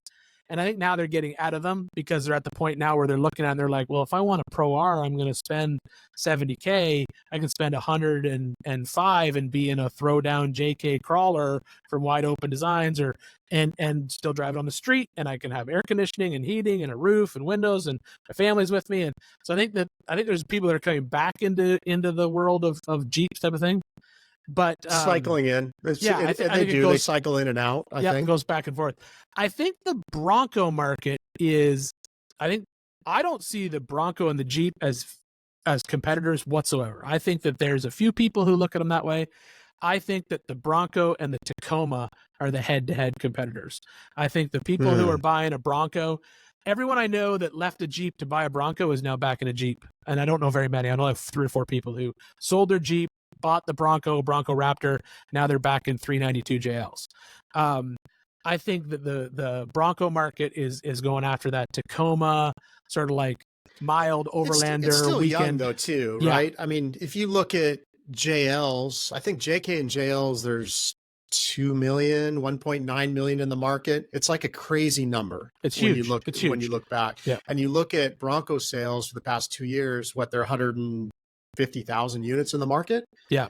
Right. Yeah. So you're not quite at that saturation point of having 5 or 6 or 7 years of vehicles and the guys that are building them and, playing with them and divide. So, well, they're not as easy to build though. When you start looking at them, like, no, that's true. I can 1-ton swap a JL, or I can do something to a JL. There's things I can do to a JL. Like I can delete my EPS in a JL. I cannot do that on a Bronco. I cannot, there's things in that Bronco that make it really, really hard.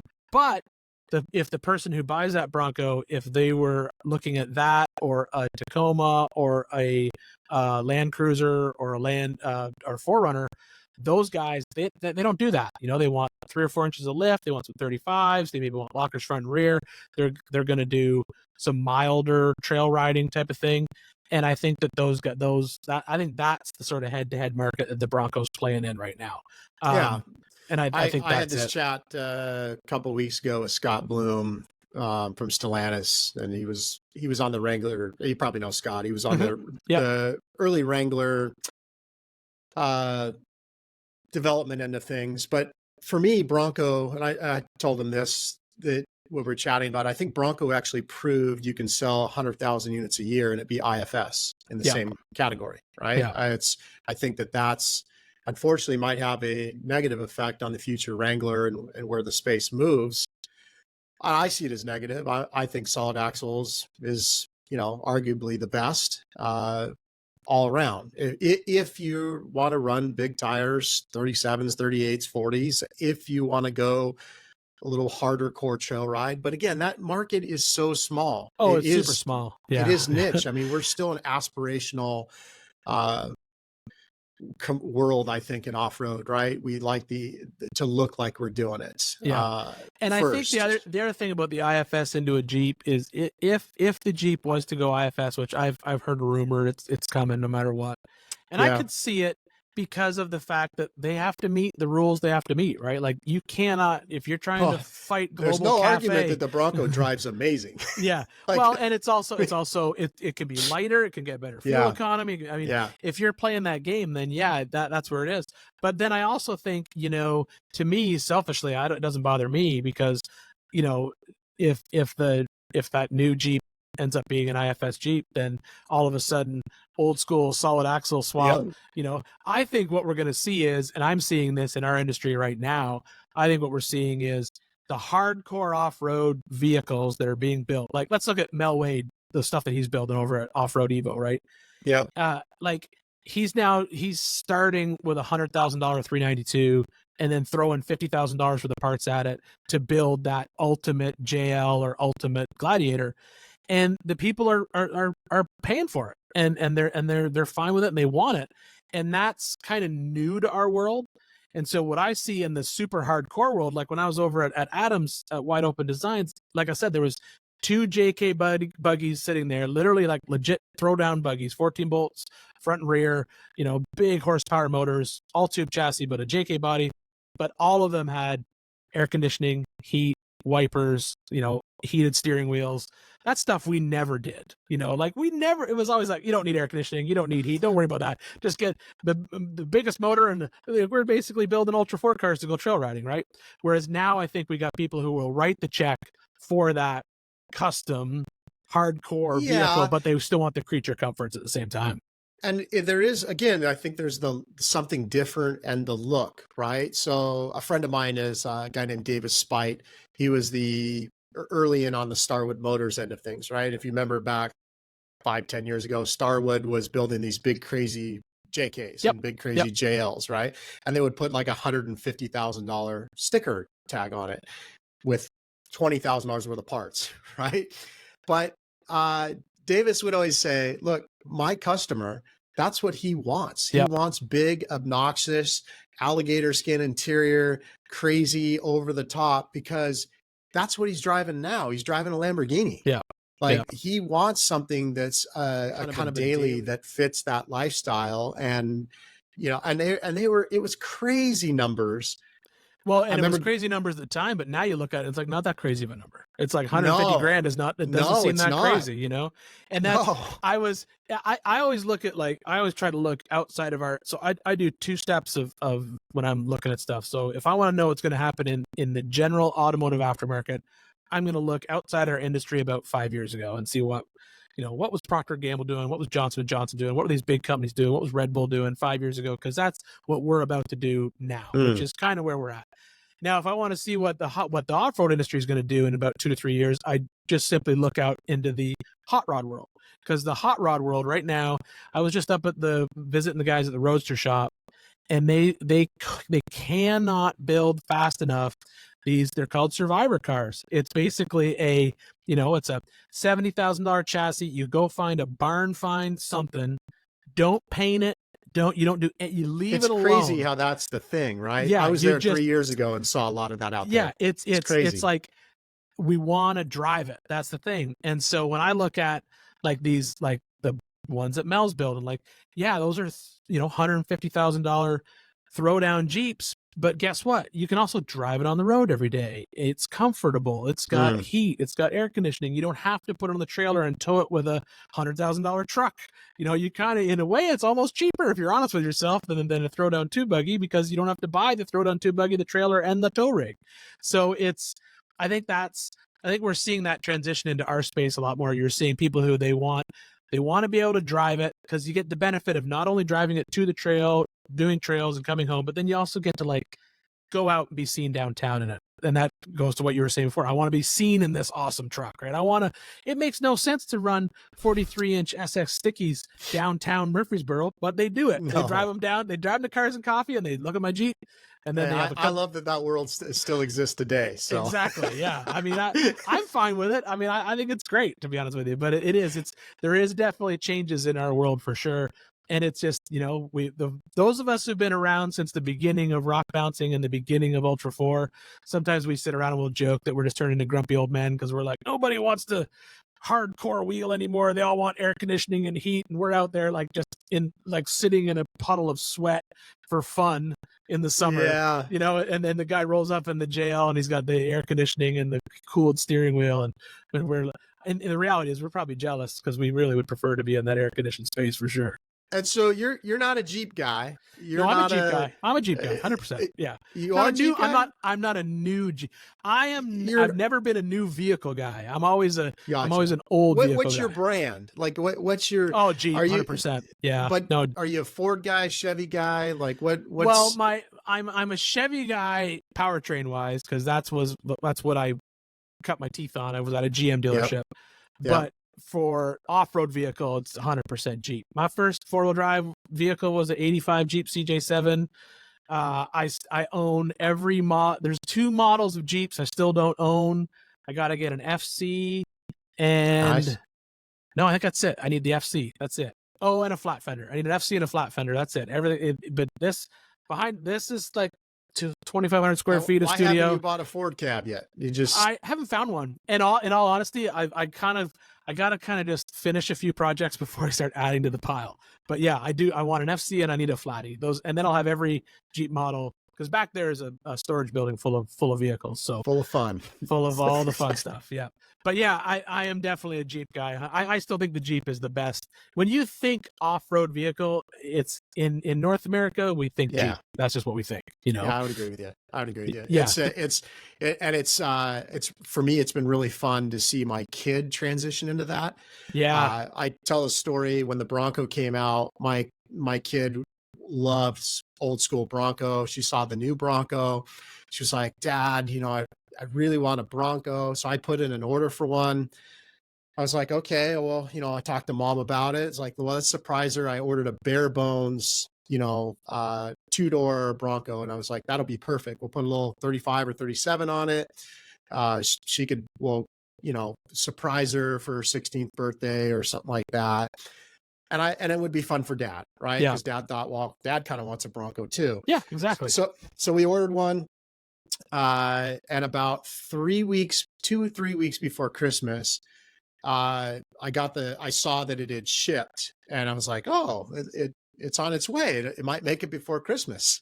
And about 2 weeks before Christmas, she pulls me aside, my kid does, and Chloe says, Dad, I know you and Mom, I know there's something going on. Maybe like you have a Bronco in the works or something.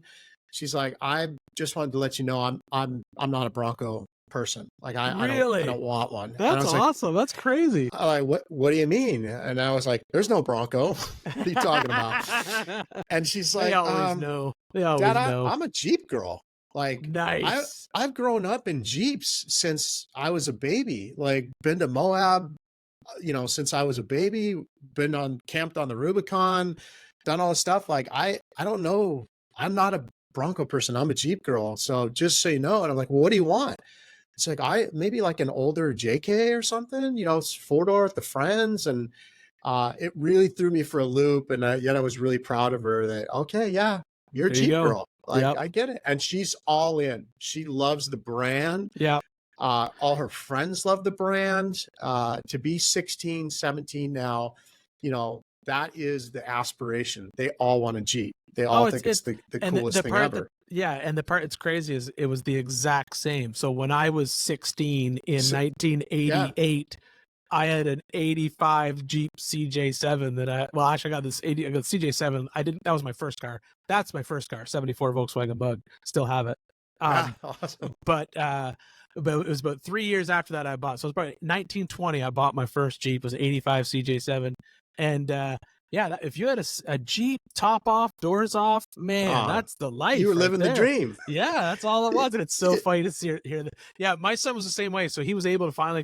He could never come to Moab. It never jived with his schedule, and so since now he's working remote, he's like, "Hey, I'm going to come to Moab with you this year," and it's perfect because we just put him in because I got the goat built LJ, and that's like an easy button out in Moab. Anyone can drive it. So I just put him in that for the week, and I played passenger princess for the entire week and just cruised around with him. That's awesome. He got to learn all the hard lines and all the trails, and yeah, he had tons of fun. It was funny because he was there for like 3 days. And he was like, okay, so now I get why you come here every single year, because my wife will say the same thing. She's like, why do you keep going back there every year? And I'm like, oh, you got to go every year. No questions asked. Got to be there. Yeah, it's the scenery, the people, everything about it. Which leads me back to my Easter Jeep. I hope that I felt like this was a down year. I felt like this year was a little down, but quality. Like the people there, from a manufacturer standpoint, the people were quality. The conversations were good. But I really hope that Jeep gets a little more involved in Easter Jeep Safari. I mean, it's literally their event. It's Jeep's event. Yeah, it's theirs to own. I think Jeep is having difficulty now that they're like everybody else. They're part of a giant conglomerate, Stellantis. Jeep's having difficulty being Jeep. Exactly. So they're probably being Jeep. I also think that there's a lot of people who I think get priced out during East Jeep Safari, and it's just so expensive to come. And I honestly think that when they canceled Easter Jeep Safari that one time, I think they still haven't recovered from that. I think a lot of people went somewhere else, and that's now where they go now. And I think that hurt them. I think the club, the Red Rockers I think canceling it, I understand why they did, but I think it was a short-sighted, because the minute you do that, I think it's hard for people to say, yeah, oh, now I'll go back next year. There's some of us that went back no matter what, but I know people who stopped going and hasn't come back since. Yeah, and I run into people all the time that don't even know it exists. Mm-hmm. That they've got Rubicons with 37s, and they don't know what Easter Jeep Safari is all about. Yeah. Right? There's not like any great, and this is a suggestion I've made before, that really I wish somebody would step up as an agency or somewhere to kind of help the Red Rock, like help them with some content, help them with some video talking points. Why are you coming to Easter Jeep Safari? Yep. Where to stay?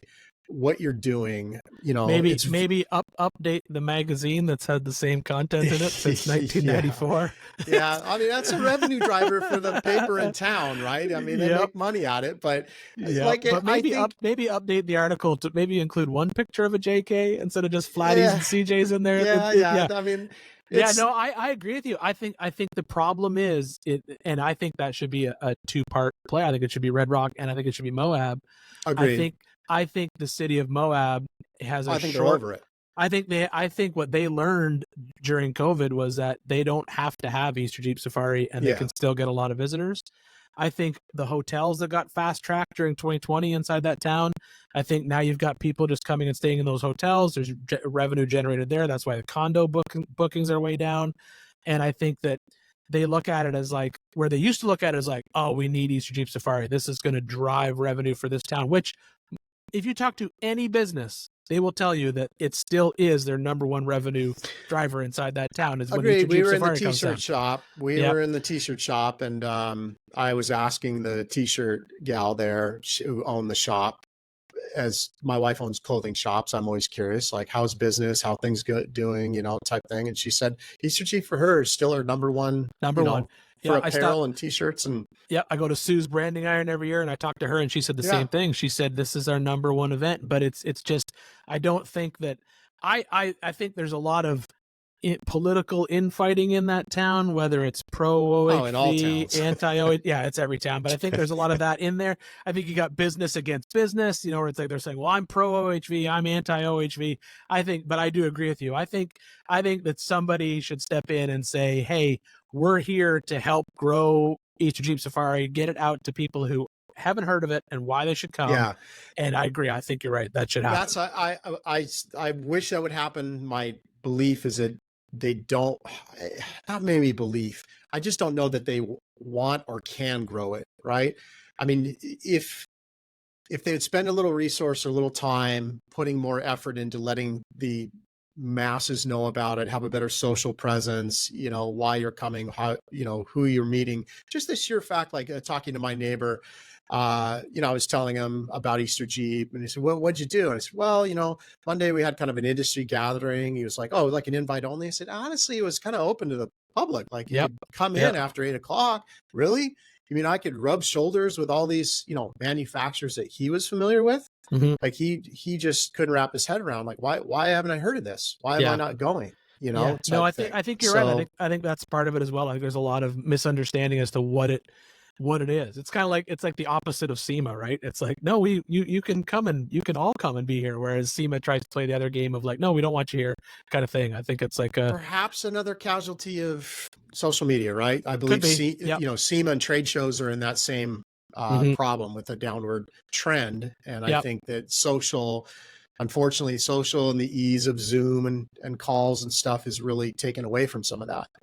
Yeah. But yeah, we'll see where Easter Jeep heads. I mean, it was the consolidation of companies. That one really struck me. You know, you used to have Warren with their inside booth. You know, you had FabTech with their semi. You had, you know, the Factor 55 guys were there. They all had their Jeeps. There was so much. You know, now you got one semi and two guys, and none of the principals are there, right? Yeah, it's tough, like you said, because when That's you've got those basically companies can join in and send less stuff, and then it's just it's hard. It's a tough one to, and like I said, it's I think the other thing that's driving there is the companies that I talked to who did not go. A lot of it was they said, you know, it's you know, if I'm going to rent a condo it's for cost. a week, Yeah. it adds Yeah. up, and it just gets so expensive. You know, you're talking about, you know, you can spend $25,000-$30,000 just to attend. And that should be a pretty simple show to go to, and that's just your costs to get people there. That doesn't include, you know, the vehicles and the Yeah. booth and the stuff that you bring there. You know, it's Yeah, tough yeah, for no. sure. Cost for sure has gotten out of hand. What other shows you doing this year? Where are you going to be? I'll probably do. I haven't really decided yet. I'll probably do some of the East Coast shows because they're easy. I'll probably pop up to Smoky Mountain Jeep Invasion because it's close by, Yeah. and it's easy to do that one because it's literally right down the road. I can drive down to it. Obviously, I think I'll do SEMA again. Probably do FabTech. We've got. Yeah, that's probably about it. I don't do a lot of the East Coast shows because a lot of them are just kind of like parking lot car show kind of things. So we don't really do that type of stuff. I don't really do that as much, but I will do Smoky Mountain because it's literally like 2 hours down the road, so it's easy When to I get come in out and for get that, out. I'll come down and visit you. I'll Yeah, come make down sure. and check out Yeah. the shop.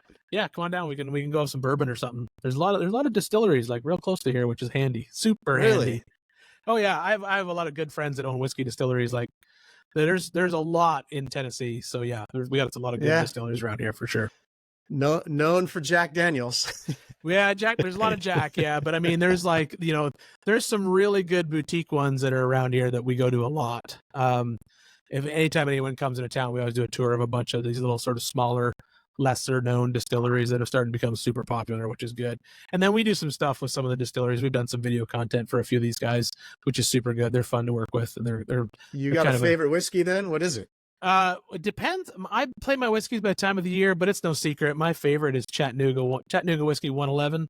That's probably one of the best ones. Yeah, it's good. I've met the founder a few times. He's a friend of mine. We talk about he wants a Jeep at some point in time. He just hasn't decided which one he's going to buy or build.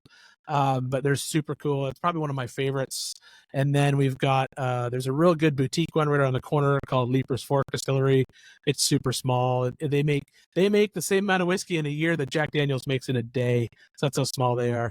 And they got some great stuff there. But yeah, the good thing is we've kind of got like the backdoor key to most of these places. They'll let us in the super secret places and hang out. So it's cool. The Tennessee Whiskey Trail, man, it's a thing. It's tons of fun.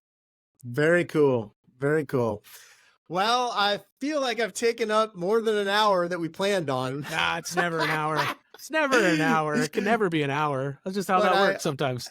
Yeah, I super appreciate getting together. I super Absolutely. appreciate. Yeah, I I was mean, able to do it. I really enjoyed listening to I've only listened to the first two because that's all I've heard so far. And well, that's all it's out. there we go. Yep. I think you might be three. So Woo! I've really enjoyed this venture of mine. I guess you could say, kind of outside the box for me. I joke with my wife. My not dream retirement job, but I always appreciate the barber I go to. I think he's got the best job because for the 40 minutes that he has you in a chair, my barber asks all kinds of questions. There He's you go. always like, "Hey, what are you doing? Where are you going? How's that?" And I love the interaction. And I and my kid kind of came in with this podcast thing. She's like, "Yeah, you should do a podcast and talk to some of those cool people that my kid is a huge fan of yours."